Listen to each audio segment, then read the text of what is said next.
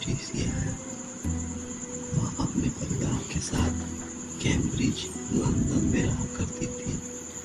दरअसल उस रात जो हुआ वह सच में बिल्कुल डरा देने वाला था। उस रात बुराई की अच्छाई पे जीत हुई, बुराई जीत गई और अच्छाई हार गई। अब आप सोच रहे होंगे कि उस रात हुआ क्या था। चलिए आगे बढ़ते हैं और जानते हैं पूरी कहानी। बात 45 साल पुरानी सन 1985 की है, जब एना केवल 16 साल की थी। वह बहुत ही खुशमिजाज लड़की थी, दिन भर मुस्कुराते रहती थी। लेकिन उसके ऊपर कुछ ऐसा घटा कि उसकी मुस्कुराहट उदासी में तब्दील हो गई। दरअसल उस दिन एना के स्कूल की छुट्टी थी। उसके मम्मी पापा काम पे गए हुए थे। वो घर पे अकेली थी। घर पर अकेली बोर होती हुई एना ने अपने दोस्त सहरा को कॉल किया। उसने उसे अपने घर आने को कहा। सहरा का घर एना के घर से कुछ दूरी पर ही था। सहरा एना के घर चली आई। कुछ देर एक दूसरे से बात करने के बाद उन्होंने सोचा क्यों ना कोई गेम खेला जाए। तभी एना ने कहा ठीक है, पर इस बार कोई नया गेम खेलेंगे। कुछ देर सोचने के बाद सहरा ने जवाब दिया क्यों ना हम डायमंड्स वे गेम खेलें। एना कुछ देर चुप रहने के बाद बोली ये कौन सा गेम है। फिर सहरा ने बताया दरअसल इस गेम के द्वारा हम अपने आसपास के किसी भी भूत आत्माओं से बात कर सकते हैं। एना डर गई। उसने कहा ये थोड़ी ना मुमकिन है। तब सहरा ने बोला तो चलो खेल के ही देखते हैं। फिर एना ने पूछा पर इसे खेलते कैसे हैं। तब सहरा ने बताना शुरू किया देखो कुछ नहीं करना है, हमें 4 कैंडल टेबल के 4 कोनों पर जला के रख देना है और चारों कैंडल को लाल रंग से मिला देना है और फिर हमें अपने दोनों हाथ को टेबल पर रख देना है और आंखें बंद कर लेनी है और फिर कहना है अगर हमारे आसपास कोई भी है तो हमें कोई संकेत दे। और फिर जब हमें गेम खत्म करना होगा तो हमें कुछ नहीं करना, बस 5 बार कहना है diamonds go on your way. बस एना डर गई। उसने मना किया, कहा नहीं ये गेम नहीं, कोई और गेम खेलते हैं। पर सहरा नहीं मानी। वह जिद करने लगी। उसके जिद के कारण एना भी मान गई और उन्होंने खेलना शुरू किया। दोनों ने वो सारी चीज किए जो करना था और दोनों ने टेबल पर हाथ रखा और आंखें बंद कर पूछना शुरू किया। सहरा बोली अगर हमारे आसपास कोई भी है तो हमें कोई संकेत दे। पर कुछ नहीं हुआ। फिर एना ने कहा ऐसे ही उन्होंने बहुत बार कहा लेकिन कुछ नहीं हुआ। फिर जब एक बार एना ने उस बात को कहा तब अचानक डाइनिंग टेबल पर रखी गिलास गिर गई। डर गए। तभी सहरा ने कहा देखो डरो मत, बस तुम आंखें मत खोलो क्योंकि हमारा डायमंड से कनेक्शन जुड़ गया है। ऐसे ही उन्होंने बहुत कुछ पूछा और उन्हें कुछ न कुछ संकेत मिलता रहा।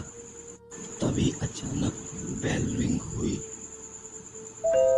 एना जान गई कि उसकी मम्मी आ गई है। उन्होंने डर के गेम को खत्म ही नहीं किया, वैसे ही सब कुछ हटा दिया। जब एना दरवाजा खोलने जा रही थी तब बस उससे एक गलती हो गई। वह जब टेबल पे से उठी तो उसका हाथ टेबल में से निकले एक कील से लगकर कट गया और उसकी खून चारों कैंडल के बीचों बीच गिर गया। बस अब आप समझ ही गए होंगे आखिर ये सब हुआ क्यों। चलिए फिर आगे बढ़ते हैं और बताते हैं आगे क्या हुआ। कुछ दिनों बाद ऐना के साथ कुछ अजीब घटनाएं घटने लगी। जैसे जो सामान वो जहाँ रख के जाती वो वहाँ नहीं होती। जब सीढ़ियों पे से उतरती तो उसे लगता जैसे उसके साथ कोई और भी उतर रहा। जब सोती तो सो नहीं पाती। उसे ऐसा लगता कि उसके साथ उसके कमरे में कोई और भी है। ऐसे ही बहुत सी घटनाएं उसके साथ रोज घटने लगी। लेकिन ये सारी बातें उसने अपने घर में किसी को नहीं बताई। लेकिन कुछ दिन बाद ऐसा हुआ कि सब कुछ बदल गया। जो आत्मा ऐना के पीछे पड़ी थी वो ऐना के ऊपर हावी हो गई। उसके बाद ऐना बिल्कुल बदल गई। पहले तो केवल नॉर्मल रिएक्ट करती थी, जैसे दिन भर बेड पर बैठे बैठे अपने बालों पर पागलों की तरह हाथ फेरना, खाना नहीं खाना, स्कूल नहीं जाना, अपनी नाखून दीवार पर रगड़ना। उसके मम्मी पापा को लगा शायद ऐना बीमार है। उन्होंने डॉक्टर को बुलाया। फिर डॉक्टर ने कुछ दवाएं दी और आराम करने को कहा। फिर भी हालात नहीं बदले। लेकिन कुछ दिन बाद ये हरकतें कुछ ज्यादा ही बढ़ गई। जैसे सीढ़ियों पे उल्टा चलना, अपने शरीर को चोट पहुंचाना, कीड़े मकोड़े खाना, दीवारों पर उल्टा चलना। ये सब देखकर उसके मम्मी पापा डर गए और वह जान गए कि उसकी बेटी किसी आत्मा के वश में है। बाद में वह सब चीजों से थक कर एक पास के ही चर्च से प्रीस्ट को बुलाया। जब प्रीस्ट घर में घुसे तो वह तभी जान गए कि उस घर में किसी और आत्मा का वास है। उन्होंने पहले पूरे घर में होली वाटर डलवाया और बाद में ऐना के मम्मी पापा से ऐना से मिलवाने को कहा। वह जब ऐना के पास गए वह बिल्कुल डर गए। उन्होंने तुरंत उसके मम्मी पापा को बताया कि जिस आत्मा ने ऐना पे वश किया है वह बहुत ही खतरनाक है। उन्होंने बताया कि अब कुछ नहीं हो सकता, बस एक ही रास्ता है, वो है एक्सोर्सिज्म।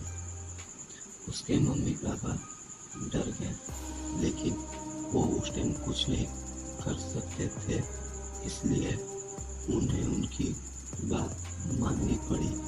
प्रीस्ट ने बताया कि हमें एक्सोर्सिज्म 3 बजे करना होगा, क्योंकि वो समय आत्माओं का होता है और उसी समय कुछ हो सकता है। सुबह के 3 बजे और एक्सोर्सिज्म शुरू किया गया। ऐना को बेड पर बांध दिया गया और फिर सारी खिड़की दरवाजे सब बंद कर दिए गए। जब एक्सोर्सिज्म शुरू हुआ, ऐना के अंदर की बुरी आत्मा चीखने लगी। उसके चीखने कांच की सारी खिड़कियां टूट गई। बहुत तेज हवाएं चलने लगी। फिर भी प्रीस्ट ने एक्सोर्सिज्म बंद नहीं किया। उन्होंने जारी रखा। कभी कभी उस चीखे में ऐना की आवाज भी आती। वह बस एक ही चीज कहती कि मम्मा पापा मुझे बचा लो, ये मुझे बहुत दर्द देते हैं, मुझे अब और सहन नहीं हो पाएगा। प्रीस्ट ने एक्सोर्सिज्म कम से कम 3 घंटे तक किए। फिर अचानक सब कुछ शांत हो गया। हवाएं बंद हो गई, खिड़कियां रुक गई और सब कुछ खत्म हो गया। ऐना ने दुनिया से अलविदा कर दिया। बुराई की अच्छाई पर जीत हो गई। ऐना हार गई। वो हार गई अपनी जिंदगी से।